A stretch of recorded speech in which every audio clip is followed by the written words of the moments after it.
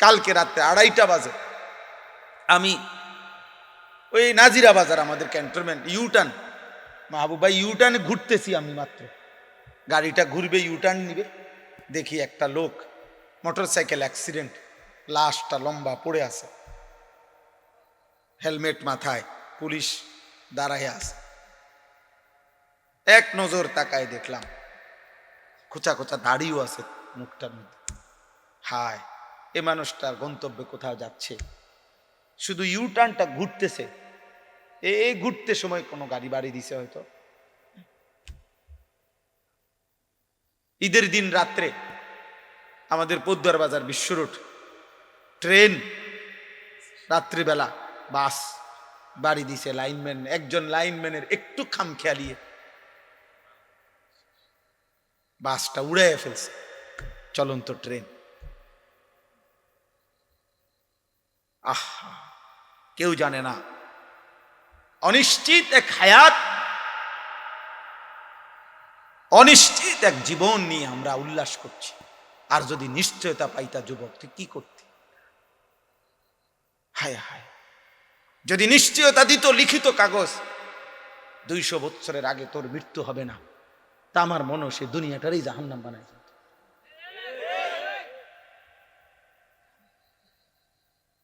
যে জানে যে কোনো সময় মৃত্যু হইতে পারে, এরপরও যার উল্লাস এত, এরপরও যে এত বড়, এক ওয়াক্ত নামাজ পড়ে না, দিন নাই রাত নাই, এত নারী ছবি উলঙ্গ দৃশ্য দেখে, এই মানুষরূপী জানোয়ার যদি 900 বছরের হায়াতের নিশ্চয়তা পাইতো, কি করত? বুঝে কি করত?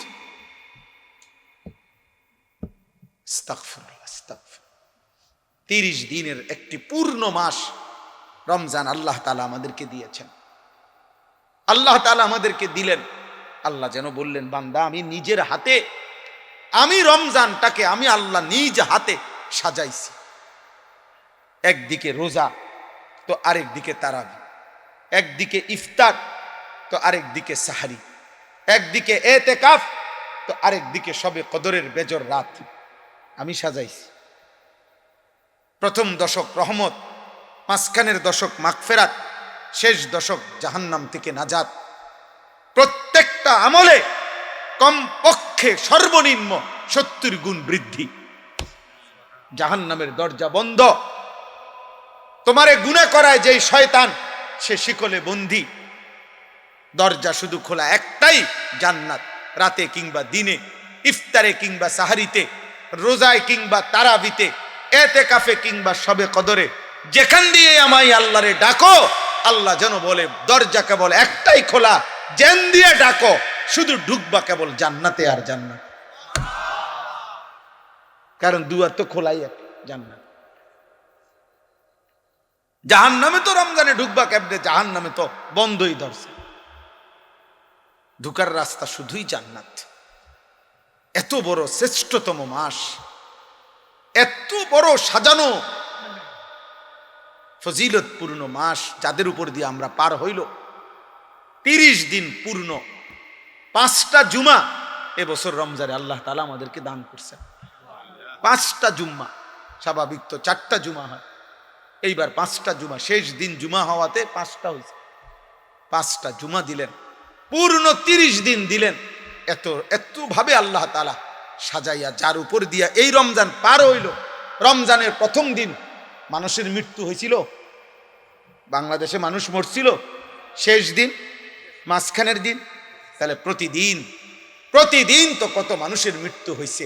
এর ভিতর দিয়ে আল্লাহ আমাকে, আপনাকে, কিশোর যুবক, তোমাকে, বয়স্ক বাবা, আপনাদেরকে আল্লাহ যে হায়াত দিয়ে এই পর্যন্ত 5টা শেষ করলেন, তো যাদের উপর দিয়া একটা পূর্ণ রমজান গেল, এত বড় শ্রেষ্ঠতম মাস গেল, তো রমজান পরবর্তী দেখার বিষয় তো হইল যে আমাদের জীবনের অর্জন কি হল।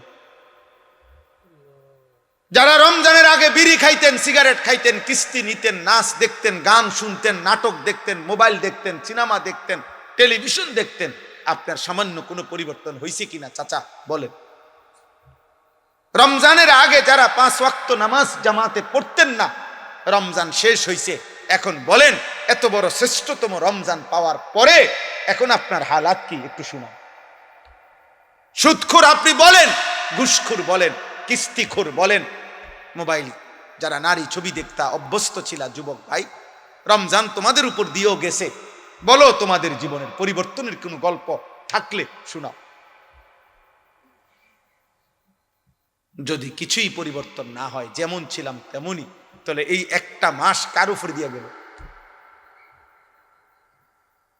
আল্লাহ তাআলার এত বড় মাসকে এভাবে বৃদ্ধাঙ্গুলি দেখাইলেন, এভাবে প্রত্যাখ্যান করিলেন। আস্তাগফিরুল্লাহ, আস্তাগফিরুল্লাহ।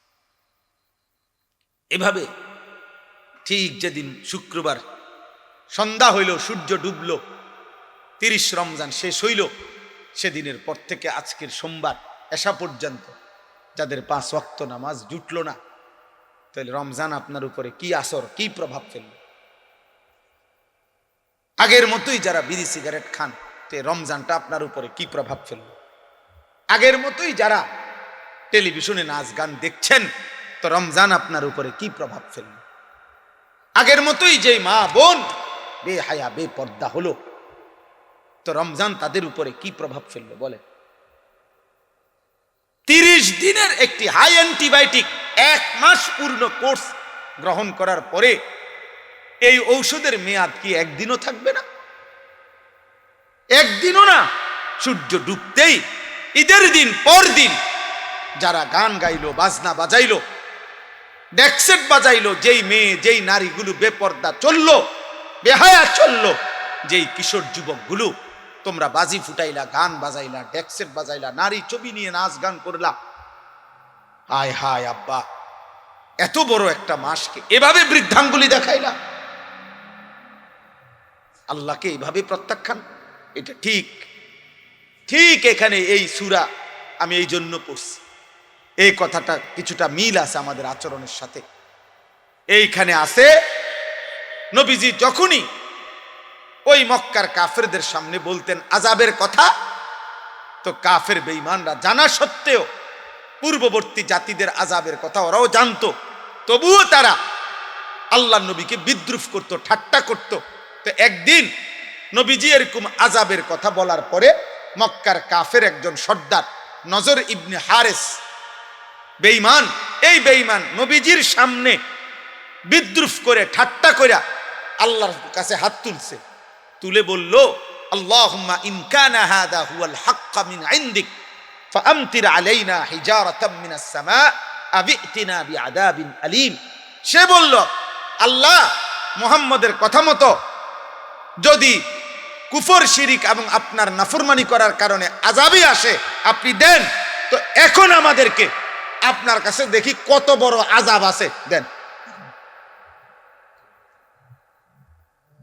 এই বেঈমান নবীজিকে টিটকারি করে কয়, দেন আমনের হের কথা মতো আপনি যে দেখেন চাই কিতা আছে আপনার কাছে, দেন, পাথরের বৃষ্টি আমাদের উপরে বর্ষণ করেন, নয়তো আযাব দেন। এই কথাটা বলছে। কত বড় গাদ্দার, কত বড় গাদ্দার, চিন্তা করে। আল্লাহর সাথে মস্কার, রাসূলুল্লাহ সাল্লাল্লাহু আলাইহি সাল্লামকে বিদ্রুপ করে। অতএব দয়া করে যদি মোবাইল বন্ধ করতে না পারো, তাহলে চলে গেলে ভালো হয়। আমি মোবাইল ধরে ব্যস্ত থাকলে তারে বলতে রাজি। এই জন্য এই অল্প একটু সময় ইনশাআল্লাহ এটা খুব দ্রুতই পার হয়ে যাবে। আল্লাহর কথা মনোযোগ দিয়ে, আন্তরিকতা নিয়ে, 1 জন হোক 100 জন হোক, আল্লাহর কথা দিল দিয়ে শুনতে হয়। এতে ধীরে ধীরে মানুষের জীবন পরিবর্তন হয়, আস্তে আস্তে বদলায়। এই জন্য সবাই যেতটুকু সম্ভব আলাদা আলাদা যার যার নিজের প্রয়োজন আল্লাহর কথা শোনা উচিত। কারণ কোরআন এবং সুন্নাহর বক্তব্য হলো, আল্লাহ এবং তার রাসূলের কথা হলো, আল্লাহর কথা বলতে গিয়ে, মানুষকে আল্লাহর দিকে ডাকতে গিয়ে, ফিরাইতে গিয়ে শেষ পর্যন্ত যদি পরিস্থিতি এমন হয় যে আমার সাথে কেউ নাই আল্লাহর কথা মানার ক্ষেত্রে, তবুও একা হলেও নিজেকে জাহান্নামের আগুন থেকে বাঁচানো এটা জরুরি। একাই হোক শেষ পর্যন্ত, এই কেউ নাই আর, তবুও আল্লাহর নবী বলছেন ওয়ালাউ আনতা আদদা বিআসলি শাজারাতিন হাত্তা ইউদরিকাকাল মাউত ওয়া আনতা আলা যালিক। প্রয়োজনে গাছের গোড়ালি শিকড় তুমি একাই কামড়াইয়া ধরে থাকবা, তবুও আল্লাহর দ্বীনের উপরে থাকবে। নবীজি বলছে এমন হইতে পারে যে আর ফ্যামিলির, এলাকার, আশপাশের কেউ আমার সাথে আল্লাহর হুকুম মানার ক্ষেত্রে নাই, তো আমি এক সময়ও এ কথা বলার সুযোগ নাই যে আর আমি একজনে আর কি করব, ঠিক আছে 10 জনের যে গতি আর আমিও এই গতি না, এই কথা বলার কি নাই সুযোগ। বরং একা হলেও নিজেকে বাঁচানোর চেষ্টা করতে জাহান্নাম থেকে। তাইলে বোঝা গেল এই পৃথিবীর কারো ব্যাপারে জবাবদিহি করতে গিয়ে আমি হয়তো কোনো কারণ দর্শাইতে পারবো, কোনো না কোনো কারণ, যে আমার ছেলে কেন দিনদার হলো না, আল্লাহ আমি বলছি শেষ পর্যন্ত। আমার বাবা কেন দিনদার হলো না, আল্লাহ আমি অনেক চেষ্টা করছি, ইত্যাদি একটা একটা কারণ দর্শাইতে পারবেন হয়তো। কিন্তু নিজের ঈমান আমল কেন পালন করলাম না, এই ব্যাপারে কেউ যৌক্তিক কোনো কারণ দেখাইতে পারবে। এই জন্য আল্লাহ তাআলা কোরআনুল কারীমের মধ্যে আলাদাভাবে বারবার বলছেন, আলাদা গুরুত্ব দিছেন, ইয়া আইয়ুহাল্লাযীনা আমানু আলাইকুম আনফুসাকুম, হে ঈমানদারগণ তোমরা প্রত্যেকেই নিজেকে আঁকড়িয়ে ধরো। মানে আর কেউ না থাকুক, কিন্তু তোমার ঈমান, তোমার আমল, তোমার আখলাক, তোমার আখিরাত তুমি একা হলেও ঠিক করো, ঠিক করো। হযরতে আসিয়া ফেরাউনের ঘরে থাইকাও তিনি প্রমাণ করছেন যে আমি একা হলেও ফেরাউনের মতো এত বড় জালেম বাদশাহ খোদা দাবিদারের ঘরে থেকেও আমি একাই আমার ঈমান হেফাজত করছি। উনি পৃথিবীবাসীকে উদাহরণ দিয়ে গেছেন যে আমার স্বামী প্রচন্ড ভাবে আমাকে আল্লাহর প্রতি ঈমান থেকে ফেরাইতে চাইছে, সর্বোচ্চ জুলুম করছে, শরীরের চামড়া খুলে ফেলছে, পেরেক মারছে। ও ফিরআউনা দিল আওতাদ, কোরআনুল কারীমের মধ্যে আছে ফেরাউন ছিল পেরেক মারত, যারে শাস্তি দিত তার সারা শরীরে পেরেক মারত। পেরেক বুঝেন না, তার কাটা আর কি, এমন জঘন্য ছিল।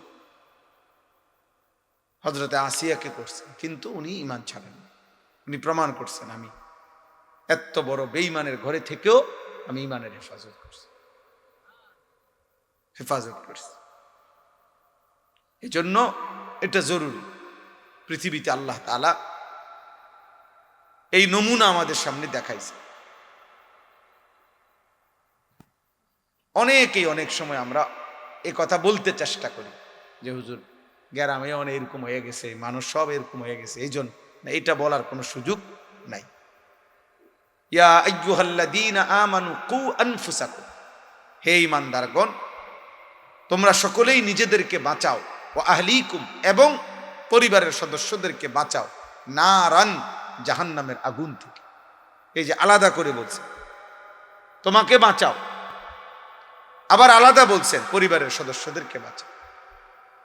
মানে তুমি বাঁচো এই ব্যাপারে আলাদা ফিকির করো, পরিবারের সদস্যদেরকে বাঁচাও এ ব্যাপারে আলাদা ফিকির করো, আলাদা ফিকির করো। এজন্য যদি কোনো ছেলে মনে করো আমগো গ্রামের সব ছেলে এমন, এই কারণে আমি নষ্ট হয়ে গেছি, এই কথা বলার সুযোগ নেই। পৃথিবীতে আলো অন্ধকারের সব সময় সহাবস্থান, আলো এবং অন্ধকার, ভালো এবং মন্দ, উত্তম এবং অধম, এই মিলাইয়াই পৃথিবী। এখানে রাত আসে তো দিনও আসে, এখানে সূর্য ওঠে তো চাঁদও ওঠে, এখানে সন্ধ্যা হয় তো ভোরও হয়, এখানে সবকিছু পাল্টায়, সব পাশাপাশি পাশাপাশি। এই জন্য এখানে ভালো মন্দ পাশাপাশি, পাপী ইমানদার পাশাপাশি। এখানে রাত গভীরে কেউ মদও খায়, এখানে রাত গভীরে কেউ তাহাজ্জুদের সেজদাও দেয়, কেউ গভীর রাতে সেজদায় চোখের পানি ফেলে, কেউ মদের আড্ডায় জুয়ার আড্ডায় রাত কাটায়, নারীর আড্ডায় রাত কাটায়। খালাস, এই নিয়েই দুনিয়া। এভাবেই ভোর হয়। কারো নামাজের মুসল্লায় ভোর হয়, কারো মদের আড্ডায় ভোর হয়, কারো জুয়ার আড্ডায় সন্ধ্যা হয়, কারো মাগরিবের নামাজে সন্ধ্যা হয়। এভাবেই চলবে দুনিয়া ইসরাফিলের ফু পর্যন্ত। আর সর্বশেষ যেদিন ইসরাফিলের ফু হওয়ার টাইম হবে, শেষ অবস্থা হলো যে একজনও ইমানদার আল্লাহ বলনেওয়ালা থাকবে না। ঠিক তো ওই মুহূর্তে ইসরাফিল ফু দিবে। শেরারুল খালক ফিল আরদ, জমিনে যখন সবাই একসাথে চূড়ান্ত পর্যায়ে নিকৃষ্ট হবে, একজনও আল্লাহ এই কথা উচ্চারণ করার থাকবে না, তখনই আল্লাহ তাআলা বলবে ইসরাফিল আর লাগবে না, আমার দুনিয়া আর লাগবে না, গুটায় ফেল, ফু দাও।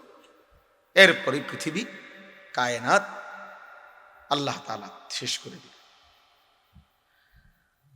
তাইলে জমিনের স্থায়িত্ব, জমিনের বাকা, এই সূর্য চন্দ্র পৃথিবী আসমান জমিনের স্থায়িত্ব ফাইলিং আল্লাহ তাআলার নামের উপর, কালেমার উপর, ইমানের উপর, তাওহীদের উপর। আল্লাহ এই শব্দের উচ্চারণ আছে বলে, এই ছেলে হাসো কেন বেটা? নিষেধ করলাম না? তুমি মোবাইল টিপো, বাইরে গিয়ে টিপো, আমি মানা করি না তো আব্বা, আমার কোনো আপত্তি নাই। তুমি ওইখানে গিয়ে ঠ্যাঙ্গালগি দিয়ে নাচো, আমার সমস্যা নাই। চোখের সামনে আমি পছন্দ করি না। বাহিরে দুনিয়া পুরা দেবিদ্বার উপজেলা খালি আছে, তুমি যাও, সাবধান। আমি বললাম না আমি ধমক দেব? আমি তো আগে বুঝাই বলছি কিনা বলে, ঠান্ডা মাথায় বলছি কিনা আগে? আমি এই ব্যাপারে কঠোর। একজন হইলে আমি একজনের কাছে বয়ান করি, আমায় এ ব্যাপারে ছাড় দেই না কোনো সময়। কারণ আমি কোনো পথ প্রত্যাশী না যে আমি এখানে আস্তে আস্তে দুনিয়া কিছু দরকার, আমার দরকার নেই। কি করুম আমি বলে দিই, 1 কোটি মানুষ চিনলেই কি, না চিনলেই কি, চিনলেই আমার কি হবে, না চিনলে আমার কি হবে। চলেন, তো এই জন্য বললাম এটা খুব জরুরি আমরা বুঝা, আমরা প্রত্যেকের এটা বুঝা উচিত যে আমাকে দুনিয়ার মধ্যে থেকেই একা হলেও ঈমান আমল ঠিক রেখে আল্লাহর সামনে দাঁড়াইতে হবে। ইয়াউমা ইয়াকুমুন নাসু লিরাব্বিল আলামিন, সকলেই সেদিন আল্লাহ তাআলার সামনে দাঁড়াইতে হবে। এজন্য কেউ বুঝো নাই, আমার আব্বা বলে নাই, আমগো গ্রামে এরকমই ইত্যাদি ইত্যাদি বললে, আব্বা দুনিয়া আমি আর তুমি, তুমি আমার একরকম বুঝ দিলা, আমি তোমার একরকম বুঝ দিলাম না। আব্বা এটা তো দুনিয়া না, এটা হাসরের মাঠ। হাসরের মাঠ, অতএব ইমাম আর মুসল্লি মিল্লা গেলে শেষ এমন না, বক্তা আর শ্রোতা মিল্লা গেলে বলে ঠিক আছে আমরা এত না, এই কথা বললে হবে। এই মহান আল্লাহ তাআলার সামনে জবাবদিহি করতে হবে। আর তিনি ভেতরটাও জানেন, বাহিরটাও জানেন, তিনি দিলের অবস্থাও জানেন, মুখের উচ্চারণও শুনেন, তিনি সব জানেন। ওয়া আসিররু কাওলাকুম আবিজহারু বিহি ইন্নাহু আলিমুম বিদাতিস সুদূর। আল্লাহ বলেন আস্তে বললেও তিনি শুনতে পান, জোরে বললেও শুনতে পান, অন্তরের গভীরে যা লুকায়িত তাও জানেন। জানেন? কথা বলেন। ইয়ালামু খাইনাতাল আয়ুন ওয়া মা তুখফিস সুদূর। চোখের যত গুনাহ আল্লাহ জানেন, অন্তরে যা লুকায়িত আল্লাহ জানেন। লাহু মা ফিস সামাওয়াতি ওয়া মা ফিল আরদ, 7 আসমানে যা তা আল্লাহর, 7 জমিনে যা আল্লাহর। ওয়া মা বাইনাহুমা, আসমান ও জমিনের মাঝখানে যা তাও আল্লাহর। ওয়া মা তাহতাস সারা, 7 তবক জমিনের নিচে যা তাও আল্লাহ। ওয়া মা ইয়াযুবু আর রাব্বিক মিন মিসকালি যাররাতিন। আল্লাহ তাআলা বলেন আল্লাহ তাআলার দৃষ্টি থেকে 1 বিন্দু গোপন থাকবে না, 1 বিন্দু। ওমা তাকুনু ফি শানিন ওমা তাতলু মিনহু মিন কুরআনিন। আল্লাহ তাআলা বলছে, একটা অক্ষর কোরআন তুমি যখন পড়ো, তুমি যে অবস্থায় থাকো না কেন, চয় অবস্থায় থাকো, ওয়ালা তা'মালুনা মিন আমালিন, তুমি যখন যে আমল করো না কেন বান্দা, ইল্লা কুন্না আলাইকুম শুহুদান ইয তুফিদুনা ফি, যখনই তুমি কোনো কাজ করতে থাকো আমি আল্লাহ তোমার সামনেই থাকি, ভালোটাও দেখতে থাকি মন্দটাও দেখতে থাকি, আমি তোমার সামনেই থাকি, আমি দেখি বান্দা, কাজে তুমি আমাকে আড়াল করতে পারবে না। এই জন্য অনেক কিশোর ছেলে আছে, নওজোয়ান, তোমরা অনেক সময় নিজেরে খুব চালাক মনে করো, তুমি মনে করো তুমি বুদ্ধিমান। আরে তুমি মাকে না ফাঁকি দিলা আল্লাহকে, তুমি বাবাকে না ফাঁকি দিলা আল্লাহকে, তুমি গাঁটতারামি গারফাক দিলা তো বাফার সামনে, বায়ের সামনে, আল্লাহর সামনে। ফেরেশতা যখন লাথি দিবে তখন কি করবা? ফেরেশতা যখন জাহান্নামের দিকে ধাক্কা দিবে তখন কি করবে? তোমার চুল চেহারা দেখে হয়তো গ্রামের কেউ সাহস করলো না আর কি, তোমার গাদ্দারি চেহারা দেখে আল্লাহর সামনে। এই জন্য কোনোভাবেই পাপ করে নিজেকে বুদ্ধিমান মনে করা, সাহসী মনে করা ঠিক না। পাপী বুদ্ধিমান নয়, কোন পাপী, আমি কিংবা আপনি বুদ্ধিমান। পাপী বোকা, পাপী জাহেল, পাপী নিজের পায়েই নিজে কুড়াল মারে, অথচ সে বুঝে। ওমা ইয়াখদাউনা ইল্লা আনফুসাহুম ওয়া হুম ইয়াশউরুন, সে নিজেকেই ধোঁকা দিচ্ছে অথচ বুঝতেছে। আল্লাহ আমাদেরকে বুঝার তৌফিক দান করেন। আমাদের প্রিয় নবী সাল্লাল্লাহু আলাইহি ওয়াসাল্লাম মক্কার জমিনে যখন কালেমার দাওয়াত দিতেন, তখন নবীজি সাল্লাল্লাহু আলাইহি ওয়াসাল্লাম আল্লাহর পক্ষ থেকে ঈমানের দাওয়াত দিতে গিয়ে কখনো তিনি মক্কার কাফেরদেরকে জান্নাতের পুরস্কারের কথা শুনাইতেন, আল্লাহর কথা মেনে নিলে, ঈমান গ্রহণ করিলে। আবার কখনো আযাবের ভয় দেখাইতেন, জাহান্নামের আযাব, এগুলা শুনাইতেন। তো নবীজি সাল্লাল্লাহু আলাইহি সাল্লামের অনেকগুলো গুণ এবং বৈশিষ্ট্যের মধ্যে এই দুইটা গুণও ছিল, বৈশিষ্ট্য ছিল, যে তিনি বাশীর, তিনি নাযীর, মানে তিনি জান্নাতের সুসংবাদ দানকারী, আবার তিনি জাহান্নামের মানে আযাবের ভয় প্রদর্শনকারী। জান্নাতের কথাও বলতেন, আযাবের কথাও বলতেন, জাহান্নামের কথাও বলতেন। নবীজি সাল্লাল্লাহু আলাইহি ওয়াসাল্লাম উভয়টাই মানুষদের কাছে পেশ করতেন। কিন্তু দেখা যাইতো যখনই তিনি আল্লাহর আযাবের কথা দুনিয়াতে আখিরাতে এগুলো বলতেন, তো মক্কার কাফের বেঈমানদের একটা অভ্যাস ছিল, ওরা বিদ্রুপ করত, ঠাট্টা করত, টিটকারি করতো আর কি, আরে কি এর আযাব, কই থেকে আইবা আযাব। প্রত্যেক যুগে মনে রাখবেন, প্রত্যেক যুগের অহংকারী, পাপী, নাফরমান, বেঈমান চূড়ান্ত নিজের কাঁধে, নিজের ঘাড়ে আল্লাহর আযাব আসার আগ পর্যন্ত নাফরমান বুঝতেই চায় না, মানতেই চায় না আযাব আসবে। এটাই হলো পাপীর সবচেয়ে বড় দুর্ভাগ্য।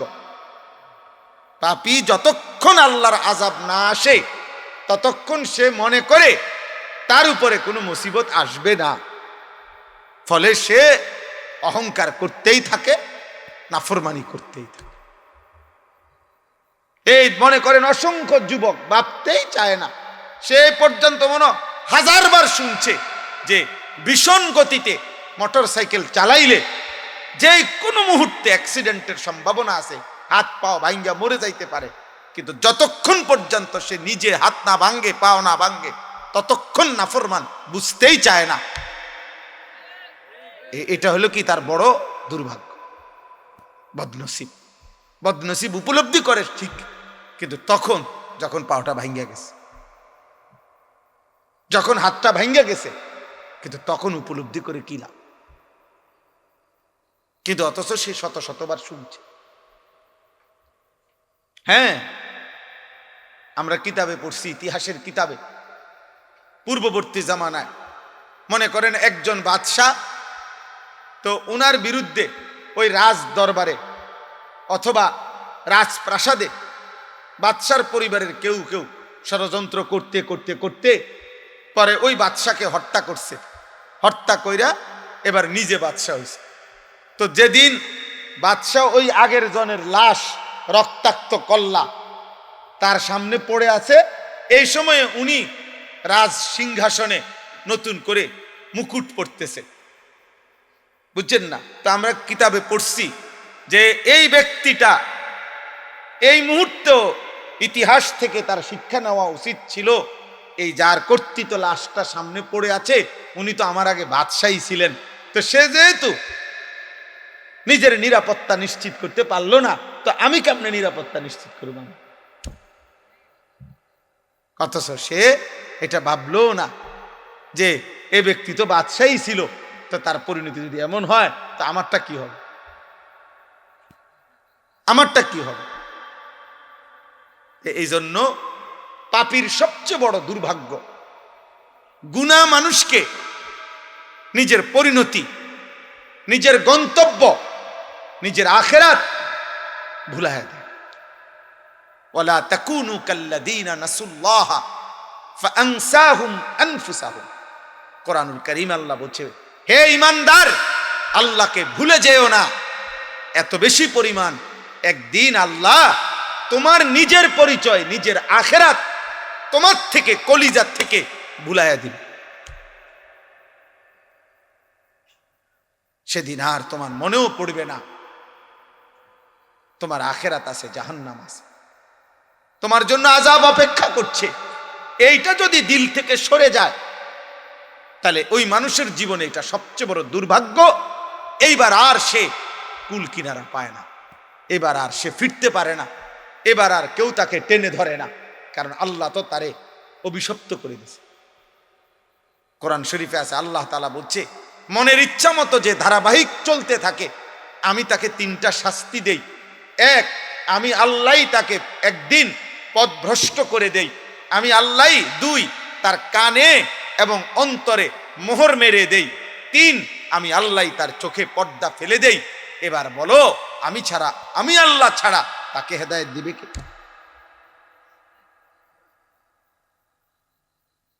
এই জন্য মূলত তো বক্তা বলেন, ওয়াইজ বলেন, ইমাম বলেন, পীর বলেন, বুজুর্গ বলেন, আউলিয়া বলেন, সাহাবা বলেন, এমনকি নবী বলেন, এমনকি সাইয়্যিদুল আম্বিয়া, আমাদের নবী, আখিরি নবী, শ্রেষ্ঠতম নবী, সমস্ত নবী, রসুল, আউলিয়া, পীর, বুজুর্গ, উলামা, কারো হাতে চূড়ান্ত হেদায়েত নাই। হেদায়েত চূড়ান্ত শুধুই আল্লাহর হাতে। শেষ ফয়সালা মূলত কার হাতে? আল্লাহর হাতে। বিষয়টা বড় সাংঘাতিক। যাররা পরিমাণ, 100টা পরিমাণ স্বজন প্রীতি করার কোন সিস্টেমে নাই, কারণ বিষয়টা মাখলুকের হাতে না, কোন সৃষ্টির, সেই সৃষ্টি যত দামি হোক ওনার হাতে। 12 বৎসর বয়স থেকে 50 বছর নবীজির, এই 38 বছর এক টানা আবু তালেব নবীজির অভিভাবক ছিল, নবীজিকে আগলাইয়া রাখছে, আদর করছে। নবীজি সাল্লাল্লাহু আলাইহি সাল্লামের বয়স যখন 12, তখন আব্দুল মুত্তালিব আবু তালেবের হাতে নবীজিকে তুলে দিয়ে গেছে। আর নবী সাল্লাল্লাহু আলাইহি সাল্লামের বয়স যখন 50, তখন আবু তালেবের ইন্তেকাল হয়েছে। তাহলে মোট 38 বছর। 38 বছর নবীকে যে আগলাইয়া রাখছে, কিন্তু আল্লাহ তাআলা বলছে, বন্ধু, ঈমান আমি দেব না, হেদায়েত দেব না। তো নবী সাল্লাল্লাহু আলাইহি সাল্লাম মৃত্যুর দিন পর্যন্ত অজরে চোখের পানি ফেলছে, চাচার হেদায়েত, চাচার কালেমা উচ্চারণ করাইতে আল্লাহর নবী অজরে কানছে। কিন্তু আল্লাহ বলছে, বন্ধু, হেদায়েত দেব না তো দেবই না, আমনে কানলেও দিতাম। কি মনে করেন বিষয়টা? কিভাবে ইব্রাহিম আলাইহিস সালামকে মাঝখানে দাঁড় করান, মনে করেন এখানে দাঁড় করান, ইব্রাহিম নবীকে দাঁড় করাইয়া দুই দিকে দুইজন দাঁড় করাবেন, ওনার দুই পাশে দুইজনকে, এক পাশে ওনার আব্বা, আরেক পাশে ওনার ছেলে ইসমাইল, এ পাশে আজর, এ পাশে কি ইসমাইল। আল্লাহ মাঝখানে দাঁড়ানো কে? ইব্রাহিম। তো আল্লাহ যেন বলছে, ইব্রাহিম, এ আপনার কথায় ও ঈমান আনবে না, ও ঈমান আনবে। তো ফলে আপনি ইব্রাহিমই, কিন্তু বাপ আপনি লক্ষবার বলার পরেও আজর কি আনে নাই? ঈমান আনে নাই। কিন্তু 8 বছরের বাচ্চা, 10 বছরের বাচ্চা আপনার ইসমাইল, সে কিন্তু আপনার কথা বলার সাথে সাথেই আল্লাহকেও চিনছে, কোরবানি করতে রাজি হয়ে গেছে। তাহলে ফয়সালা কার? ওনার হাতে হইলো তো দুজনই কি হইতো? ইমানদার হইতো না দুজন? ইব্রাহিম আলাইহিস সালামের সামনেই তো দুজন। তো বাপে কেন ইমানদার হলো না? ফুতে কেন ইমানদার? ফয়সালা কার? এটা গুরুত্বপূর্ণ। এজন্য ছেলেরা, বাবারা, হেদায়েত, ঈমান, সেজদা, কালিমা, আল্লাহর বন্দেগী, খোদার কসম, এটা ভিন্ন জিনিস। আর এই ভাত, পেশাব, পায়খানা আর ঘুম আর দুনিয়া ভোগ করা, এটা নরমাল জিনিস। এটা আহামরি কিছুই না। এটা আমি প্রত্যেক দিন সারাটা জীবন বলি, সারা বছর বলি, এটা কোনো বিষয়ই না। এটা তো আল্লাহ তাআলা মানুষ, গরু, ছাগল সবাইকে দেয়, পাগল মাতাল সবাই রে খাওয়ায়, মুসলমান, হিন্দু, বৌদ্ধ, ইহুদি, খ্রিস্টান, কাফের, বেঈমান সবাইকে খাওয়ায়। এটা তো কিচ্ছু না। আসল বিষয় হলো ঈমান, হলো তাওহীদ। আসল নিয়ামত তো হলো সেজদা। আসল নিয়ামত তো হলো আল্লাহ তাআলার এক এক হুকুমের গোলামি। আল্লাহ তাআলা আমাদেরকে বুঝার তৌফিক দান করেন। তো নবী সাল্লাল্লাহু আলাইহি ওয়াসাল্লাম যখনই কালেমার দাওয়াত দিতেন তো আযাবের কথা বলতেন, বারবার বলতেন যে হে আমার জাতি, নূহ আলাইহিস সালামের জাতি আল্লাহর নাফরমানি করেছে, আল্লাহ আযাব দিয়ে ধ্বংস করে দিয়েছে। লূত আলাইহিস সালামের জাতি আল্লাহর নাফরমানি করেছে, আল্লাহ আযাব দিয়ে ধ্বংস করে দিয়েছে। হুদ আলাইহিস সালামের জাতি আল্লাহর নাফরমানি করেছে, আল্লাহ আযাব দিয়ে ধ্বংস করে দিয়েছে।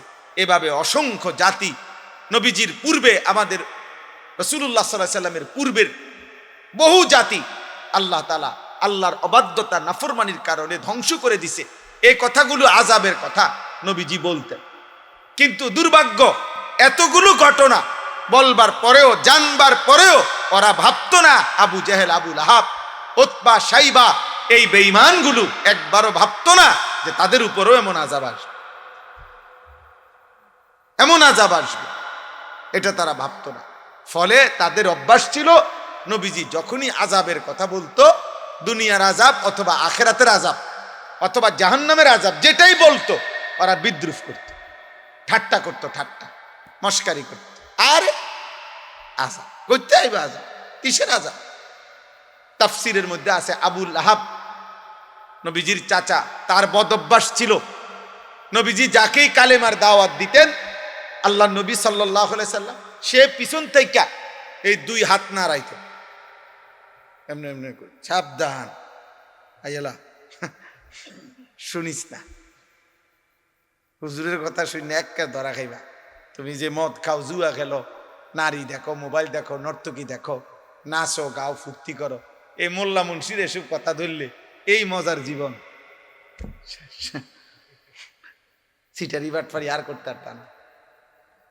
হ্যাঁ, অনেক ফাসেক ফুজ্জার, অনেক পাপী দেখবেন, এই জন্য কৌশল করে যাও রাখো সব কানে, হুজুরের টাইম আইন না, তাহলে তো আমার সিটারি চলবে না। প্রতি কথায় কোরআন কিতাব লইয়া এত টানাটানি করো না চাই। মানে কি, ওই যে উনি যে বাটপারি করে, 2 নম্বরই করে, এই 2 নম্বরই তো চলবে না, বুঝছেন? এই জন্য বারবার সবাই শেষ পর্যন্ত প্রত্যেক নাফরমান গোড়া দিয়া তলে দিয়া মিল থাকে। শুধু সবার চেষ্টা হইল হুজুররারে কোরআনকে, আল্লাহর কথাকে সবখানে আনতে দিও না, তাইলে এটাই সুবিধা, বুঝছেন? হুজুররারে বলবা সব কথা তাতে না বল, এটা বলা যাবে না, ওইটা বলা যাবে না, রাজনীতির কথা বলা যাবে না, এইটা অতর বলা যাবে না, কি শুধু আপনার শুধু বিধিনিষেধ, শুধু টেনশন, শুধু পেরেশানি। এটা হুজুররারে সব কথা বলতে দিলেই মুশকিল হবে। বলতে দিলেই মুশকিল হয়। আমি একবার এক মাহফিলে আরো আগে এইরকম এক ভদ্রলোক কাগজে লেখা দিছে আমারে যে হুজুর এই এই কথাগুলো ওয়াজ করবেন, নিচে লিখে দিছে রাজনৈতিক বিষয়, সাম্প্রতিক বিষয়, আর কি কি জানি এডি বলবেন না, বলা যাবেন না, এডি কইবেন। পরে আমি বললাম যে আঙ্কেল, এই যেগুলো লিখছেন আপনি এগুলো আর এগুলো বাদ দিয়া শুধু এগুলো ঠিক রাখা ওয়াজটা কেমনে করলে সুবিধা হয় এটা স্যাম্পল হিসাবে আপনি 10টা মিনিট আগে কন, কইলে আমি ওইটার ব্যাখ্যা করি। বুঝেন নাই কথা? হ্যাঁ, আপনি একটু আমার শুধু জিনিসটার কৌশলটা শিখাই দেন যে এইভাবে বলবেন হুজুর, যাতে করিয়া আপনি কারো গায়েও লাগে না, পিঠেও লাগে না, সবটা ওয়াজ কি প্যান্ডেলের রুফি দিয়ে জায়গা আলহামদুলিল্লাহ কারো কোনো অসুবিধা হয়েছে না। যার যে জায়গা বনওয়ালা বন খায়, বিড়িওয়ালা বিড়ি খায়। বুঝছেন না কথাটা? সিটারিও করে, ইমানদার সেজদাও করে, যে যেমনে আছে এমনি থাকুক। আপনি এইভাবে একটা ওয়াজ দিবেন, নিরিবিলি ওয়াজ, যেটা প্যান্ডেলের রুফি দিয়ে যাবে। হ্যাঁ, এমন একটা সিস্টেমের ওয়াজ করে নাউজুবিল্লাহ। তাইলে মূলত যখনই আমি আবারও বললাম এই কথাটা, এটা বারবার ছেলেরা তোমরাও মনে রাখো, তোমরাও মনে রাখো, আমি প্রায় এ কথাটা বলি। কোনোভাবেই পাপী বুঝতে চান, পাপী বোকা হয়, পাপী জাহেল হয়। পাপ মানুষকে তার গন্তব্য ভুলাইয়া দেয়, মঞ্জিল ভুলাইয়া দেয়। দুনিয়া চলে মিয়া, কিন্তু পাপ করতে করতে মিথ্যা, চুরি, জিনা, নারী, ছবি, নাটক, সিনেমা, সুদ, কিস্তি, বেহায়া, বেপরদেগি, এটা নগদ দুনিয়া চলে ঠিক আছে, কিন্তু তার মঞ্জিল গন্তব্য আখিরাত তাকে ভুলায়। ফলে সে বুঝতে পারে না, একটা সময় মনে যেন তার ব্রেনে কাজ করে। এটা অনেক বড় বিপদ। এজন্য গুনাহকে লম্বা দিতে করতে নাই, পাপকে দীর্ঘায়িত করতে নাই। ভুল আমারও আছে, আপনারও আছে, প্রতিদিন প্রতিদিন খোদার কসম আমারও গুনাহ হয়, আপনারও গুনাহ আছে। আমিও বেহেশতে থাকি না, বা বেহেশতের থেকে আইছি না, আমি এই মাটির পৃথিবীতে আমরা থাকি। কাজে ভুল, ভ্রান্তি, ত্রুটি, বিচ্যুতি, কমতি, ঘাটতি আমাদের প্রত্যেকেরই হচ্ছে, হতেই থাকবে। কিন্তু একটা হলো এইটা, আর একটা হলো গুনাহটাকে লম্বা করা। একেবারে ঠান্ডা মাথায় ইচ্ছা করে পরিকল্পিতভাবে 365 দিন একদিনও ফজরের নামাজ তুমি পড়ো না, এটা শুধু গুনাহ না, এটা তুমি মূলত গন্তব্য আখিরাত, তোমার মৃত্যু পরবর্তী জীবন তুমি টোটালি ভুলে গেছো, এটার প্রমাণ। নাই তো হইতে পারে 3 মাসে একদিন ছুটে গেছে, 6 মাসে একদিন ভুল হয়ে গেছে। আর একটা হলো গুনাহটাকে একটা সিস্টেমে ফেলাই দিছে, এক তালে, এক রঙে, এক ঢঙ্গে মিথ্যা বলে প্রত্যেক দিন, সিস্টেমে গুনাহ। এটা কি? এটা প্রমাণ করে তার আখিরাত মনে নাই।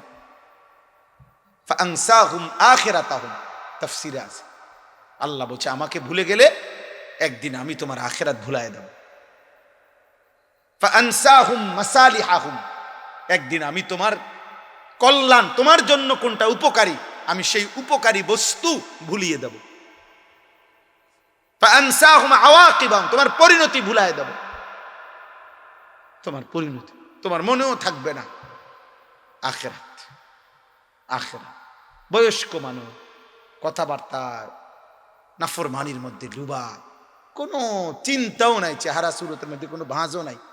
এই যে এতগুলো টাকা কিস্তিতে নিছে, এটা যে গুনাহ ওনার চেহারা দেখলে বোঝাও যায়। আজকে এতদিন সুদ খায়, চেহারা দেখলে একটু ভাঁজও নাই চেহারার মধ্যে। আরে আমার মরার হলো, আজ যদি আমার মৃত্যু হয়। কালকে রাত্রে 2:30 বাজে আমি ওই নাজিরা বাজার, আমাদের ক্যান্টনমেন্ট ইউটার্ন, মাহবুব ভাই ইউটার্নে ঘুরতেছি আমি মাত্র, গাড়িটা ঘুরবে, ইউটার্ন নিবে, দেখি একটা লোক মোটরসাইকেল অ্যাক্সিডেন্ট, লাশটা লম্বা পড়ে আছে, হেলমেট মাথায়, পুলিশ দাঁড়ায় আছে। এক নজর তাকায় দেখলাম খোঁচা খোঁচা দাড়িও আছে মুখটার মধ্যে। হায়, এ মানুষটার গন্তব্যে কোথাও যাচ্ছে, শুধু ইউটার্নটা ঘুরতেছে, এই ঘুরতে সময় কোনো গাড়ি বাড়ি দিছে হয়তো। ঈদের দিন রাত্রে আমাদের পদ্মার বাজার বিশ্ব রোড ট্রেন, রাত্রিবেলা বাস বাড়ি দিছে লাইনম্যান, একজন লাইনম্যানের একটু খামখেয়ালিয়ে বাসটা উড়াইয়া ফেলছে। চলন্ত ট্রেন, আহা, কেউ জানে না। অনিশ্চিত এক হায়াত, অনিশ্চিত এক জীবন নিয়ে আমরা উল্লাস করছি। আর যদি নিশ্চয়তা পাইতা যুবক, তুই কি করতি? হায় হায়, যদি নিশ্চয়তা দিত লিখিত কাগজ 200 বছরের আগে তোর মৃত্যু হবে না, তা আমার মনে সে দুনিয়াটারই জাহান্নাম বানায়।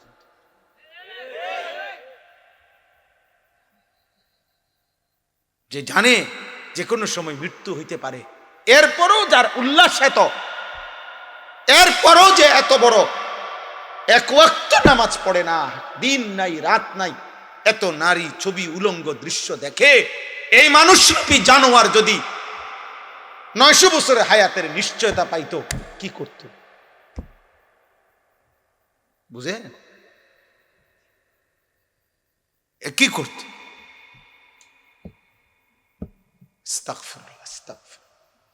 30 দিনের একটি পূর্ণ মাস রমজান আল্লাহ তাআলা আমাদেরকে দিয়েছেন। আল্লাহ তাআলা আমাদেরকে দিলেন। আল্লাহ যেন বললেন, বান্দা আমি নিজের হাতে, আমি রমজানটাকে আমি আল্লাহ নিজ হাতে সাজাইছি। একদিকে রোজা তো আরেক দিকে তারাবি, একদিকে ইফতার তো আরেক দিকে সাহারি, একদিকে এতেকাফ তো আরেক দিকে শবে কদরের বেজর রাত আমি সাজাইছি। প্রথম দশক রহমত, মাঝখানের দশক মাগফিরাত, শেষ দশক জাহান্নাম থেকে নাজাত। প্রত্যেকটা আমলে কমপক্ষে সর্বনিম্ন 70 গুণ বৃদ্ধি। জাহান্নামের দরজা বন্ধ। তোমারে গুনাহ করায় যেই শয়তান, সে শিকলে বন্দী। দরজা শুধু খোলা একটাই, জান্নাত। রাতে কিংবা দিনে, ইফতারে কিংবা সাহারিতে, রোজায় কিংবা তারাবিতে, এতেকাফে কিংবা শবে কদরে, যেখান দিয়ে আমায় আল্লাহরে ডাকো, আল্লাহ যেন বলে দরজা কেবল একটাই খোলা, যেন দিয়ে ডাকো শুধু ঢুকবা কেবল জান্নাতে আর জান্নাত। কারণ দুয়ার তো খোলাই এক, জান্নাত। জাহান্নামে তো রমজানে ঢুকবা কেমনে? জাহান্নামে তো বন্ধই ধরছে। ঢুকার রাস্তা শুধুই জান্নাত। এত বড় শ্রেষ্ঠতম মাস, এত বড় সাজানো ফজিলতপূর্ণ মাস, যাদের উপর দিয়ে আমরা পার হইল। 30 দিন পূর্ণ, 5টা জুমা এবছর রমজানে আল্লাহ তাআলা আমাদেরকে দান করছেন। 5টা জুম্মা, স্বাভাবিক তো 4টা জুমা হয়, এইবার 5টা জুমা, শেষ দিন জুমা হওয়াতে 5টা হয়েছে। 5টা জুমা দিলেন, পূর্ণ 30 দিন দিলেন। এত ভাবে আল্লাহ তাআলা সাজাইয়া, যার উপর দিয়া এই রমজান পার হইল। রমজানের প্রথম দিন মানুষের মৃত্যু হয়েছিল, বাংলাদেশে মানুষ মরছিল। শেষ দিন, মাঝখানের দিন, তাহলে প্রতিদিন তো কত মানুষের মৃত্যু হয়েছে। এর ভিতর দিয়ে আল্লাহ আমাকে, আপনাকে, কিশোর যুবক, তোমাকে, বয়স্ক বাবা, আপনাদেরকে আল্লাহ যে হায়াত দিয়ে এই পর্যন্ত 5টা শেষ করলেন, তো যাদের উপর দিয়া একটা পূর্ণ রমজান গেল, এত বড় শ্রেষ্ঠতম মাস গেল, তো রমজান পরবর্তী দেখার বিষয় তো হইল যে আমাদের জীবনের অর্জন কি হল।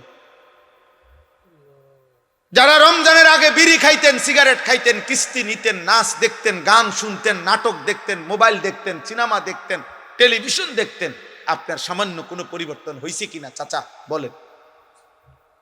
রমজানের আগে যারা 5 ওয়াক্ত নামাজ জামাতে পড়তেন না, রমজান শেষ হয়েছে, এখন বলেন এত বড় শ্রেষ্ঠতম রমজান পাওয়ার পরে এখন আপনার হালাত কি একটু শুনুন। সুদখোর আপনি বলেন, ঘুষখোর বলেন, কিস্তিখোর বলেন, মোবাইল যারা নারী ছবি দেখতা অভ্যস্ত ছিল, যুবক ভাই, রমজান তোমাদের উপর দিয়েও গেছে, বলো তোমাদের জীবনের পরিবর্তনের কোনো গল্প থাকলে শোনাও। যদি কিছুই পরিবর্তন না হয়, যেমন ছিলাম তেমনই, তাহলে এই একটা মাস কার উপর দিয়ে গেল? আল্লাহ তাআলার এত বড় মাসকে এভাবে বৃদ্ধাঙ্গুলি দেখাইলেন, এভাবে প্রত্যাখ্যান করিলেন। আস্তাগফিরুল্লাহ, আস্তাগফিরুল্লাহ। এভাবে ঠিক যেদিন শুক্রবার সন্ধ্যা হইল, সূর্য ডুবল, 30 রমজান শেষ হইল, সেদিনের পর থেকে আজকের সোমবার এশা পর্যন্ত যাদের 5 ওয়াক্ত নামাজ জুটল না, তাহলে রমজান আপনার উপরে কি আসর, কি প্রভাব ফেলল? আগের মতোই যারা বিড়ি সিগারেট খান, তো রমজানটা আপনার উপরে কি প্রভাব ফেলল? আগের মতোই যারা টেলিভিশনে নাচ গান দেখছেন, তো রমজান আপনার উপরে কি প্রভাব ফেলল? আগের মতোই যে মা বোন বেহায়া বেপর্দা হলো, তো রমজান তাদের উপরে কি প্রভাব ফেলল বলে? 30 দিনের একটি হাই অ্যান্টিবায়োটিক 1 মাস পূর্ণ কোর্স গ্রহণ করার পরে এই ঔষধের মেয়াদ কি একদিনও থাকবে না? একদিনও না। সূর্য ডুবতেই ঈদের দিন পর দিন যারা গান গাইলো, বাজনা বাজাইলো, ডেকসেট বাজাইলো, যেই মেয়ে যেই নারীগুলো বেপর্দা চললো, বেহায়া চললো, যেই কিশোর যুবকগুলো তোমরা বাজি ফুটাইলা, গান বাজাইলা, ডেকসেট বাজাইলা, নারী ছবি নিয়ে নাচ গান করলা, হায় হায় আব্বা, এত বড় একটা মাসকে এভাবে বৃদ্ধাঙ্গুলি দেখাইলা, আল্লাহকে এইভাবে প্রত্যাখ্যান, এটা ঠিক? ঠিক এখানে এই সূরা আমি এই জন্য পড়ছি, এই কথাটা কিছুটা মিল আছে আমাদের আচরণের সাথে। এইখানে আছে নবীজি যখনই ওই মক্কার কাফেরদের সামনে বলতেন আযাবের কথা, তো কাফের বেঈমানরা জানা সত্ত্বেও, পূর্ববর্তী জাতিদের আযাবের কথা ওরাও জানতো, তবুও তারা আল্লাহ নবীকে বিদ্রুপ করত, ঠাট্টা করত। তো একদিন নবীজি এরকম আযাবের কথা বলার পরে মক্কার কাফের একজন সর্দার নজর ইবনে হারেস বেঈমান, এই বেঈমান নবীজির সামনে বিদ্রুপ করে ঠাট্টা করে আল্লাহর কাছে হাত তুলছে, তুলে বলল, আল্লাহুম্মা ইন কানা হাদা হুয়াল হাক্কা মিন ইনদিক ফাআমতির আলাইনা হিজারাতাম মিনাস সামা আবিতিনা বিআযাবিন আলীম। সে বলল, আল্লাহ, মুহাম্মদের কথা মতো যদি কুফর শিরিক এবং আপনার নাফরমানি করার কারণে আযাবই আসে, আপনি দেন, তো এখন আমাদেরকে আপনার কাছে দেখি কত বড় আযাব আছে, দেন। এই বেঈমান নবীজিকে টিটকারি করে কয়, দেন আমনের হের কথা মতো আপনি যে দেখেন চাই কিতা আছে আপনার কাছে, দেন, পাথরের বৃষ্টি আমাদের উপরে বর্ষণ করেন, নয়তো আযাব দেন। এই কথাটা বলছে। কত বড় গাদ্দার, কত বড় গাদ্দার, চিন্তা করেন। আল্লাহর সাথে মস্কার, রাসূলুল্লাহ সাল্লাল্লাহু আলাইহি সাল্লামকে বিদ্রুপ করে, মানে অর্থাৎ তার কলিজার ভিতরে বুঝ হইল এটা এই সমস্ত আযাবের কথা, ইডি যেডি কয় মুহাম্মদ ইডি হুদা, হইতো না, এগুলা হবে না। ওই যে বললাম আবু লাহাব, সে হাত নাড়াইতো, মনে আসেনি? তো এক সাহাবী 2-3 জন তার সমবয়সী যারা আগে তাদের পরিচিত ছিল, এখন তো সাহাবী নবীর, তো ওরা মাঝে মধ্যে আবু লাহাবকে বলতো, আবু লাহাব, তুমি যেভাবে হাত নাড়াও, আল্লাহ যদি তোমার হাতে তোমার উপরে কোনো আযাব দেয়, নবীকে যেভাবে বিদ্রুপ করো, নবী সাল্লাল্লাহু আলাইহি সাল্লামের পিছন দিয়ে যে হাত নাড়ো, যদি আল্লাহ হাতটা অবশ করে দেয়। তো এই বেঈমানে করতো কি, পরের দিন সকালবেলা এদের কাছে গিয়া, মানে এই যেই সাহাবীরা ওনার এগুলো কইছে তারে, তাগো কাছে যাইতো, যাইয়া কইতে, এই দেখো হাত, তাও কিচ্ছু হয়েছে না, বুঝেন নাই? এই হাতের দেখাইয়া বলতো, কই আযাব কই, তুমি না কইছো হাত অবশ হয়ে যায়, তারে কই হইছে কই? এই অসংখ্য অসংখ্য নাফরমান সন্তান আমাদের, ও প্রতিদিন হুজুরদেরকে মনে করে, ইমাম সাহেবকে, বাবা মাকেও বিদ্রুপ করে, আরে আমরা না কইছেন এই হইব এই হইব, কো কিতা হইছে?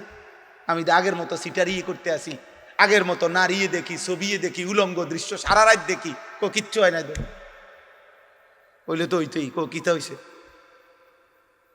উফিল লাকুমা আতাইদানিনি আন উখরাজা ওয়াকাদ খালাতিল কুরুন মিন ক্বাবলি। কোরআন শরীফে আছে, নাফরমান সন্তান আল্লাহ বলতেছে নাফরমান সন্তান বাবা মাকে বলে ধ্বংস হন আপনারা। প্রত্যেক দিন আমারে কোন কিয়ামত হইব, আখেরাত হইব, সবাই আবার আল্লাহর কাছে ফিরব। কই যারা যারা মরছে তারা কই গেছে? চাই এইভাবে। এই জন্য দোস্ত, তোমার কর্ম দিয়ে তুমি নাফরমান নিজ কর্ম দিয়ে আল্লাহকে যেন বিদ্রুপ করে। যে আপনি রমজান দিছেন, রহমত, মাগফিরাত, নাজাত সব আপনি আপনার কাছে রাখেন, ধরেন আপনি আপনি নেন। আমি আগের মতোই নারী, ছবি, নাটক, সিনেমা, সুদ, কিস্তি, বেহায়া, বেপর্দা আমার গুলো আমি আগের মতো চালাইলাম, দেখি আপনি কি করতেন পারেন, করেন। যা, বুঝেন নাই কথা?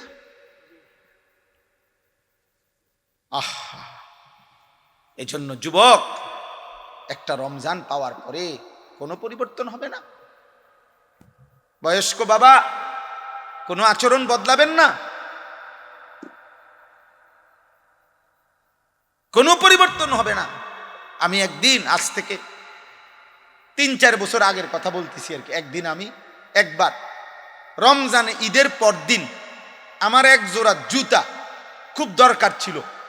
তা আমি রমজানে স্বাভাবিকভাবে কেনাকাটা করি না, বিবি বাচ্চা কারো জন্য। এই গতকালকে আমি আমার বাবা দাদার স্মরণে, প্রত্যেক বছর আমরা ঈদের পর দিন আমি বাড়িতে আমরা দোয়ার আয়োজন করি ঈদের পর দিন। তো গতকালকে আমি আমাদের গ্রামে, গতকাল কি ঈদের পর দিন ছিল? জি।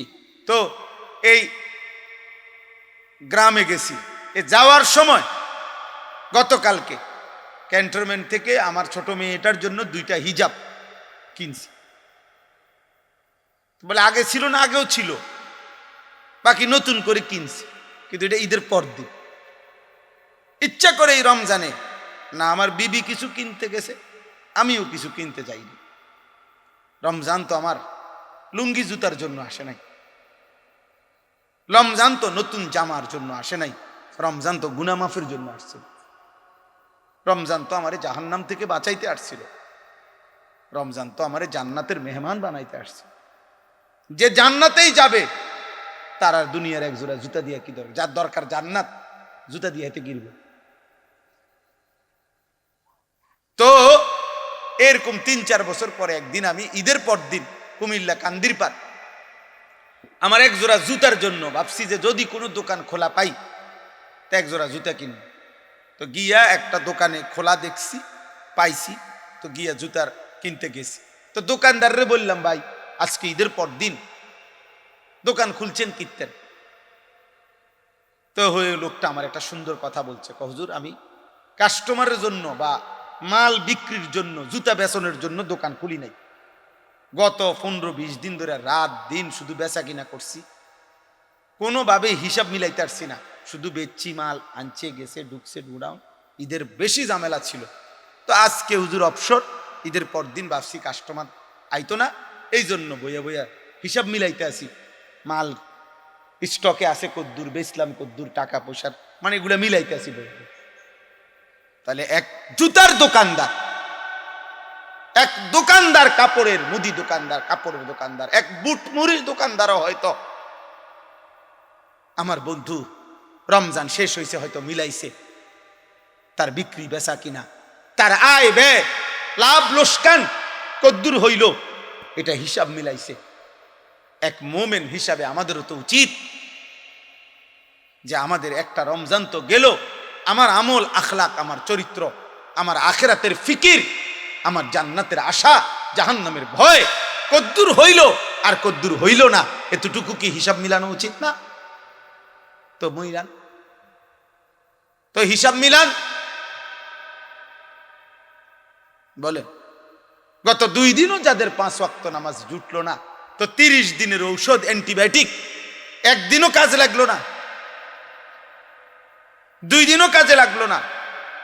আফসুস, আফসুস, আফসুস। ভাত খাও, ঘুম যাও, পেশাব করো, পায়খানা করো, মোবাইল দেখো, নারী দেখো, ছবি দেখো, উলঙ্গ দৃশ্য দেখো, নর্তকী দেখো, সুদ খাও, কিস্তি নাও, জুয়া খেলো, স্ত্রীকে বেপর্দা ছেড়ে রাখো, মেয়েকে বেপর্দা সমাজের দুষ্ট চরিত্রহীন লম্পট যুবকদের উপভোগের সামগ্রী হিসাবে রাস্তায় ছেড়ে দাও। বাকি মুসলমান বাপ কিংবা জি, মা কিংবা ফুত, সব মনে রাখো আল্লাহর আখেরাত, কিয়ামত, হাসরের মাঠ হবে।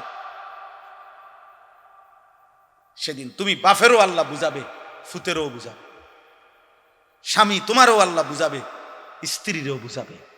সেদিন মাকেও বুঝাবে, মেয়েকেও বুঝাবে। সবাই মিল্লা তামসা ঠিক আছে করেন, আল্লাহ আমাদেরকে বুঝ দান করেন। তো আল্লাহ তাআলা বলেন, এই শেষ, এবার শুধু তর্জমা বলি, আমার কথা শেষ। এই আয়াতগুলোর অর্থ শুনে নেবা, তাইলেই শেষ কথা। সাআলা সাইলুম বিআযাবিন ওয়াকি', আল্লাহ তাআলা বলেন, বন্ধু আপনার সামনে এক নাফরমান বেঈমান নিজের থেকে আমি আল্লাহর আযাব চাচ্ছে।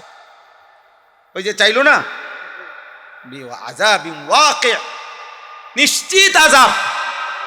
ও মনে করছে ঠাট্টা, অথচ আসলে নিশ্চিত আযাব, সেটা সে চাচ্ছে। তারে বলে দেন, লিল কাফিরিনা, এই আযাব নিশ্চিত হবে সমস্ত বেঈমান কাফের নাফরমানদের জন্য। লাইসা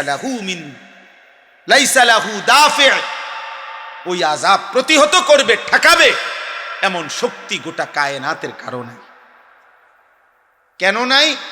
মিনাল্লাহি জিল মাআরিজ, সাত আসমানের ঊর্ধ্বে সর্বোচ্চ সিঁড়ি, আসমানের ঊর্ধ্বের শেষ প্রান্ত, জমিনের নিচ পর্যন্ত সর্বোচ্চ সম্মান মর্যাদা, সর্বোচ্চ শিখর পর্যন্ত যার ক্ষমতা, সেই সর্বশ্রেষ্ঠ ক্ষমতা মর্যাদার অধিকারী মহান আল্লাহর পক্ষ থেকে এই আযাব আসবে। আর এমন সৃষ্টিকর্তা, এমন ক্ষমতাধর মালিকের আযাব ঠেকাবে এমন শক্তি কোনো মাখলুকের নাই। আছে? তারুজুল মালাইকাতু ওয়ার রূহু ইলাইহি, আল্লাহ বলে, বন্ধু ওদেরকে বুঝাইয়া বলেন, সাত আসমানের ঊর্ধ্বে আরশে আজিম থেকে আল্লাহ তাআলার এক একটি হুকুম কোটি কোটি ফেরেশতা, এমনকি জিব্রাইল এক সেকেন্ডের মধ্যে জমিনে নিয়ে আসে, আবার আরেক সেকেন্ডের মধ্যে আসমানে পৌঁছে। এইভাবে প্রতি সেকেন্ড, প্রতি মুহূর্তে আল্লাহর হুকুম, যেই কোটি কোটি ফেরেশতা, এমনকি জিব্রাইল আল্লাহর আদেশ ওয়াহি জমিন থেকে আসমানে ঊর্ধ্বে তুলতে থাকে। এক এক সেকেন্ডে, এক এক পলকে এত বড় বাহিনী, এত বড় ক্ষমতা যেই আল্লাহর, উনার পক্ষ থেকে আযাব আসতে কতক্ষণ লাগবে? তুমি এটা কি মনে করছো? শুনানি শুনে লাগবো 3 বছর, এরপরে দিয়া নিম্ন আদালত, উচ্চ আদালত, এরপরে রায়, এরপরে আবার আপিল, এইগুলা। আল্লাহর আযাব আসতে আসতে 6 বছর লাগবে নাকি? এবার আল্লাহ তাআলা বলেন, তাহলে এখন আযাব দিচ্ছি না কেন? সম্ভব নেই। আরে বলেন না সম্ভব? আল্লাহর আযাব দেওয়া, আল্লাহ এই সেকেন্ডে গোটা কায়নাত ধ্বংস করা সম্ভব? আল্লাহর আযাব আসা, আল্লাহ আযাব পাঠানো সম্ভব? তো আল্লাহ বলেন, কেন দিচ্ছি না এখন? তোমরা চাচ্ছ, এরপর আমি দিচ্ছি না কেন? ফি ইয়াউমিন কানা মিকদারুহু 50 আলফ সানা, কারণ আমি আযাবের জন্য একটি নির্দিষ্ট দিন ঠিক করে রাখছি। সেই দিনটার দৈর্ঘ্য, সেই দিনটার লম্বা হবে 50,000 বছর। সেই দিনের নাম হাসরের দিন, আখিরাতের দিন। আমি সেদিন আযাব দেব চূড়ান্ত। এই কারণে নগদ দুনিয়ায় নগদ আযাব দিচ্ছি না। এটা আমার ফয়সালা দেখে দিচ্ছি না, তোমার ডরে, তোমার ভয়ে আমি দিচ্ছি না। তোমরা কি মনে করো ছেলেরা, যে তোমরা যারা চুল রাখো বেঈমানের মতো, তোমাদের যাদেরকে দেখলে মানুষ ভয় পায়, তোমাদেরকে দেখলে অসংখ্য ছেলেকে মুসলমানের ভদ্র মানুষ বলে বোঝে যে এই দেখলে বোঝা যায় এই যে কোনো মুহূর্তে মানুষের ক্ষতি করবে। এজন্য মনে রাখবা, আমি সবসময় বলি, পাপী তোমারে কেউ ভাবে না। কোন মদখোর, নেশাখোর, গাঁজাখোর নারী ছবি, উলঙ্গপনা, বেহায়াপনা, অসভ্যতাকে করে, পরে নিয়ে বেটা এই সমাজের কেউ ভাবে না, তোকে নিয়ে কেউ ভাবে না, বরং তোকে নিয়ে মানুষ আতঙ্কিত। এক রাস্তার কুকুরকে যেমন মানুষ পাশ কাইটা যাইতে চায়, এরকম মাতাল চরিত্রহীন যুবককে দেখেও যেই কোনো বিবেকবান মানুষ পাশ কাইটা পলাইতে চায়, যে এ আর ও একই রকম ক্ষতিকর। এটা পশুরূপী জানোয়ার, এটা মানুষরূপী জানোয়ার, দুইটাই এই সমাজের জন্য ক্ষতিকর। নেশাখোর, গাঁজাখোর, ফুট্টাখোর, বাবাখোর, এটাও এই সমাজের জন্য ক্ষতিকর। আর ওই কুকুর যেটা মানুষের কামড়ায়, এটাও ক্ষতিকর। বরং প্রকারান্তরে এটার চাইতে এটা আরো বেশি ক্ষতিকর, এটা আরো বেশি ক্ষতিকর। বুঝেন নাই? আমি কালকে একজনকে বলছি, এক মানুষের বুঝাইতে গিয়ে একটা কথা বলছি যে ভাই, এক মানুষের রক্ত দরকার, মনে করেন একই মুহূর্তে ঈমানও দরকার। কোনটা বেশি দরকার? রক্তের অভাবে মৃত্যু হবে, ঈমানের অভাবে জাহান্নাম। রক্ত না পেলে কি হবে? মৃত্যু হবে। কিন্তু ঈমান না পেলে জাহান্নাম। কোনটা বেশি দরকার? ঈমান বেশি দরকার। ঈমান বেশি দরকার যুবক, আখিরাত বেশি দরকার। আল্লাহ তাআলা বলেন আযাব আসবে বন্ধু, বলে দেন নিশ্চিত কেউ ঠেকাইতে পারবে না। সেই দিন চূড়ান্ত, যে দিনের দৈর্ঘ্য হাসরের দিনের একদিন 50,000 বছর। খামখেয়ালি মনে হয় 50,000 বছর। আহা, 50,000 বছর! এ কথা কল্পনা করলে তো মাথা ঘুরার কথা। এ কি একদিন, 2 দিন? এই 50,000 বছরের লম্বা শুধু আখিরাত, জাহান্নাম তো এর পরে বেটা। জেলখানার মধ্যে 2 ধরনের আসামি থাকে। এক ধরনের আসামিকে বলে হাজতি, আরেক ধরনের আসামিকে বলে কয়েদি। অর্থাৎ মামলা যখন হিয়ারিং চলে, শুনানি চলে, তখন যারে জেলে থাকে তারে বলে হাজতি। আর মামলার রায় হয়ে গেলে এরপরে যেই জেলখানায় থাকে ওরে কি বলে? কয়েদি বলে। আরে কয়েদি বলে। তো জাহান্নামের আযাব তো পরে, শুধু হাসরের ময়দানের আযাব যখন শুরু হবে, তো সেইটারই সর্বনিম্ন মেয়াদ 50,000 বছর। হাজতি অবস্থায় আযাবের মেয়াদ কতক্ষণ? এরপরে তো রায় হবে, এরপরে না বিচার হবে, ফায়সালা হবে, এরপরে না জাহান্নাম। সেটা তো অনন্তকাল। সেটা কি? অনন্তকাল। আল্লাহ আমাকে মাফ করে দেন। ফাসবির সাবরান জামিলা। আল্লাহ বলেন অতএব বন্ধু, যে যা বিদ্রুপ করুক, ঠাট্টা করুক, আপনি সবর করেন, আপনি ধৈর্য ধারণ করেন, আপনি বলতে থাকেন, শুনতে থাকেন, আপনি গোলামি করতে থাকেন, আমি আল্লাহর দিকে ডাকতে থাকেন, আমার ইবাদত করতে থাকেন, আমার বান্দাদেরকে বলতে থাকেন ইন্নাহুম ইয়ারাউনাহু বাঈদা ওয়া নারাহু করিবা। আল্লাহ বলে প্রত্যেকটা নাফরমান, বেঈমান, পাপী আখিরাতকে অনেক দূরে মনে করে, অথচ আমি আল্লাহ একদম কাছেই দেখি। নাফরমান মনে করে আখিরাত অনেক দূরে, আল্লাহ বলেন আমি তো দেখি আখিরাত একদম কাছে। ইকতারাবাতিস সাআতু ওয়া শাক্কাল কামার ইকতারাবা লিন-নাসি হিসাবুহুম। আল্লাহ বলে বান্দা হিসাবের সময় তো কাছে, কাছে না দূরে। নবীজি বলেন উম্মত, আমি মুহাম্মদ আর কিয়ামত এই 2 আঙ্গুল যেভাবে পাশাপাশি এমন কাছাকাছি, বুইস্তু আনা ওয়াস সাআতু কাহাতাইন, এমন পাশাপাশি। হ্যাঁ, তাইলে আখিরাত দূরে নয়, আখিরাত কাছে। তদুপরি আরেক ব্যাখ্যা হলো, কেউ যদি এটা বোঝে, মনে করেন ইসরাফিল ফু দিতে আরো 500 বছর বাকি, আচ্ছা ধরলাম 5 লক্ষ বছর বাকি, মনে করেন আরো 5 কোটি বছর পরে ইসরাফিল ফু দিবে, কিন্তু আমনে ওই পর্যন্ত থাকবেন নি। তো আমনে মরে গেলে এরপরে পৃথিবী থাকলেই কি না থাকলেই কি, আমনে তো নাই। বুঝেন নাই কথাটা? আমার মৃত্যুর পরে যদি বাংলাদেশের সব মানুষ চাঁদের দেশও গদ্দুয়ার করে, মঙ্গল গ্রহে চলে যায়, আমার কি? তাহলে আমার মৃত্যুই তো আমার আখেরাত। আমার মৃত্যু হইল তো আমার আখেরাত শুরু হয়ে গেল, কারণ আমি তো আর ইউটার্ন করব না, আমি তো আর রিটার্ন পৃথিবীতে আসতে পারব। ইন্নাহুম ইয়ারাউনাহু বাঈদা ওয়া নারাহু করিবা, ওরা মনে করে আখেরাত দূরে, আমি দেখি কাছে। ইয়াউমা তাকুনুস সামাউ কাল মুহল, আল্লাহ বলে বন্ধু ইসরাফিল যেদিন ফু দিবে, এই পৃথিবী যেদিন ধ্বংস হবে, কিয়ামত যখন শুরু হবে, আল্লাহ বলেন তামা কিংবা সীসা যেমন জ্বলন্ত আগুনের মধ্যে গলাইলে গলে গলে পড়তে থাকে, আল্লাহ বলেন 7 আসমান ইসরাফিল ফু দিলে গলিত তামার মতো গলে গলে পড়তে থাকবে। ওয়াতাকুনুল জিবালু কালইহন, রব্বুল আলামিন বলেন তুলা যেইভাবে লেপ তোষকের তুলা যেমনে বানাইবার আগে ধুনায়, লেপ তোষক বানাইবার আগে তুলা ধুনায়, বুঝেননি? মেশিনে কিংবা বাইরে এগুলার কি করে ধুনাইতে হয়।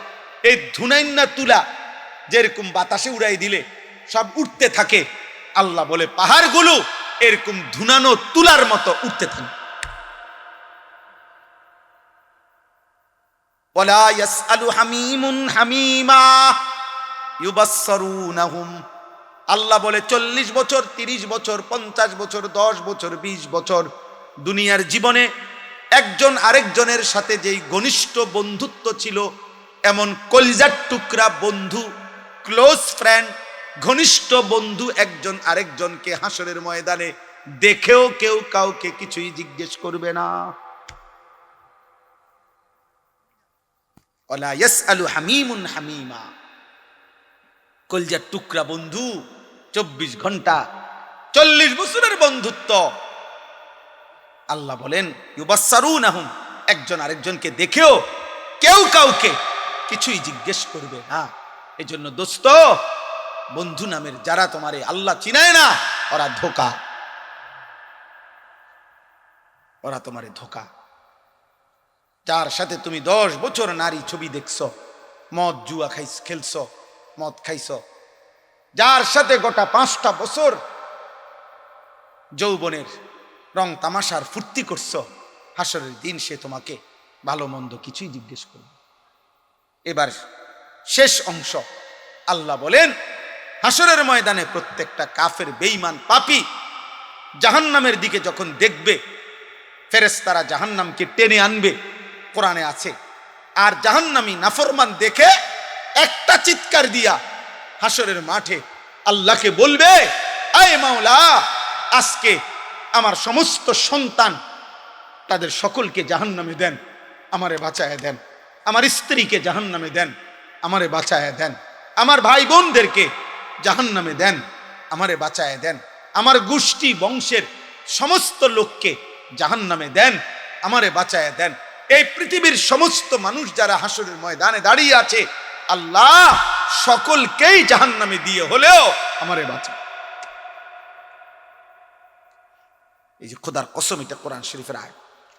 ইয়াওয়াদ্দুল মুজরিমু লাউ ইয়াফতাদি, প্রত্যেকটা নাফরমান পাপী বিনিময়ে জাহান্নাম থেকে বাঁচার বিনিময়ে দিতে চাইবে বিবানিহি, তার সন্তানদেরকে, ও সাহিবাতিহি, স্ত্রীকে, ও আখিহি, ভাই বোনদেরকে, ও ফাসিলাতিহি আল্লাতী তুউবি, যাদের সাথে সে বড় হইছে, সেই পুরা মহল্লা গ্রামবাসী তাদেরকে, ওমান ফিল আরদি জামিআ, গোটা পৃথিবীর জমিনের সকলকে, সবকে জাহান্নামে দিয়ে হলেও সুম্মা ইউনজি, নিজেকে রক্ষা করতে বাঁচাইতে চাইবে।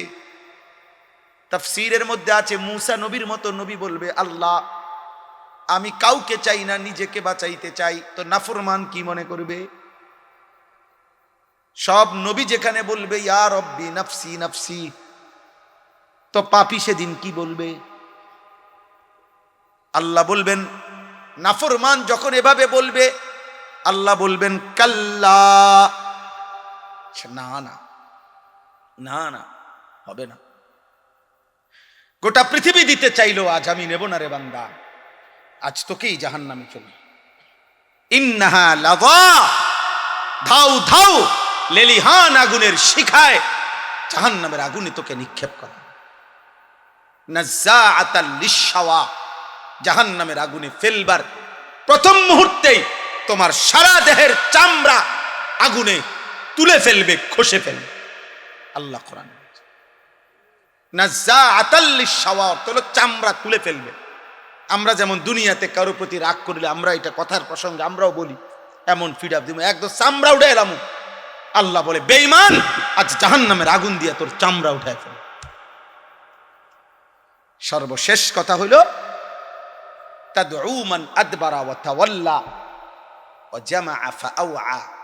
এই শেষ কথা শোনো, আল্লাহ বলতেছে এমন কি জাহান্নামের আগুন, শুনতেছেন, জাহান্নামের আগুন সরাসরি, খোদার কসম আল্লাহ বলছে কোরআনে এই আয়াত, আগুন ডাইরেক্ট তাদউ ওয়াহেদে মুআন্নাসে গায়েব, জাহান্নামের আগুন সরাসরি যারা আল্লাহ পাকের একটা একটা হুকুম থেকে মুখ ফিরাইয়া নিছে, দুনিয়ার সম্পদ জমা করে আগলাইয়া রাখছে, আল্লাহর হুকুম পালন করে নাই, খোদার কসম আল্লাহ বলে জাহান্নামের আগুন তাদেরকে ডেকে ডেকে আগুনের মধ্যে ঢুকায় ফেলে। এর অর্থ এটা, আগুন আগুন ডাইরেক্ট বলবে বেঈমান এদিকে, এই সুদখোর এদিকে, এই ঢোক এখানে ঢোক, এই নেশাখোর এদিকে, হ্যাঁ না, অপরের উপরে জুলুমকারী জালেম এখানে ঢোক, এটা ভিতরে। তাদউ অর্থ এটা। আজ থেকে 5-6 বছর আগে ওই আমি তখন খবরটা দেখছিলাম, চট্টগ্রাম সীতাকুণ্ড, খুব সম্ভব 5-6 বছর আগে হবে, একটা কন্টেইনার ডিপোতে আগুন লাগছিল, তেলের সবগুলো কন্টেইনার একসাথে জ্বলে গেছিল, ভীষণ আগুন লাগছিল তখন ওইখানে। তো ওইখানে একটা খবর আসছিল যে সেটা কি, একটা যুবক ছেলে এই ডিপুটা যে জ্বলতেছে আগুনে প্রচন্ড, ওই ছেলেটা লাইভে তার মোবাইল দিয়া লাইভ দেখাচ্ছিল আগুনের কাছাকাছি। তো লাইভ দেখাইতে দেখাইতে বেচারার খবরও নাই কদ্দুর আগায়া গেছে আগুনের, এই আগুনের কাছাকাছি গেছে। এই তখন পত্রিকায় রিপোর্টটা আসছিল তার ছবিটা সহ, যে আগুন তাকে এক পর্যায়ে, এই লাইভ চলতেছে, তার মোবাইল চলতেছে হাতে, এই অবস্থায় আগুন টাইনা তার ভিতরে ঢুকে গেছে, আগুনের ভিতরে ঢুকে গেছে, মনে হয় যেন আগুনের টেনে নিয়ে গেছে কাতায়। তাহলে দুনিয়ার আগুন যদি এরকম টেনে নিয়ে যায়, তো এই আগুন থেকে 69 গুণ বেশি জাহান্নামের আগুন উত্তাপ। 3000 বছর আল্লাহ পাক নবীজি বলছেন আগুনকে শুধু গরম করছে জাহান্নামের। সেই আগুন টান দিলে নাফরমান কেমনে দাঁড়ায় থাকবে? আল্লাহ আমাকে মাফ করে দেয়। চলো ভাই, আবার শুরুর কথা, শেষবারের মতো বলি, কথা এটাই, ফায়সালা মূলত কার হাতে? আমরা বলি আর কি, চেষ্টা করি, আমরা দিন রাত চেষ্টা করি, এই জীবনটা শুধু বলতেই থাকি। ঈদের দিনও আমি বয়ান করছি এবার,